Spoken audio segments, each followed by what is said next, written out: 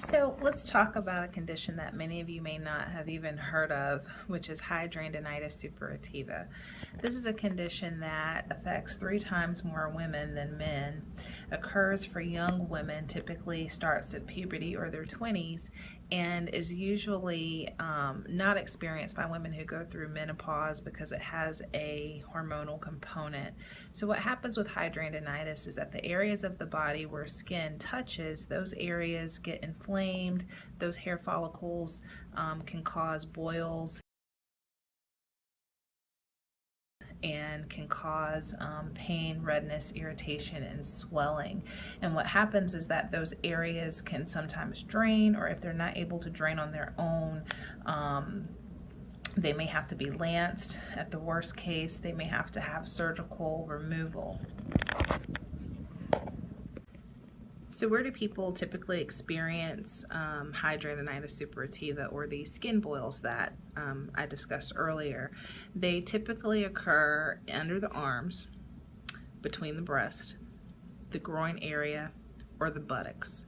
However, they can occur any place where there's skin, but those are the most common areas. So what are the risk factors for hidradenitis? The risk factors are being female, being obese, being young, and also smoking has been correlated with hidradenitis suppurativa. Can you be a normal weight and experience this condition? Yes, you can. So it's not just impacted by obesity, but what's been shown is that individuals who are obese, who lose weight and have less inflammatory fat, tend to have less chronic eruptions. So if this is something that you've been experiencing, first you should see your primary care doctor because they may be able to offer some solutions for you.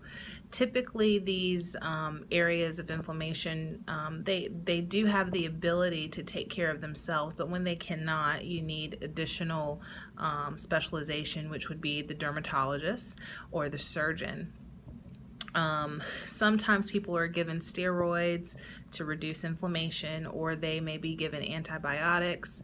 The good news is that the bacteria that typically is included in these skin folds is not usually a bad bacteria. It's not a MRSA or a bacteria that can cause a systemic infection. So a lot of times antibiotics are actually not necessary, and a lot of times antibiotics are not recommended because this is a chronic disease, and if it continues to happen, you don't want to continue exposing yourself to antibiotics.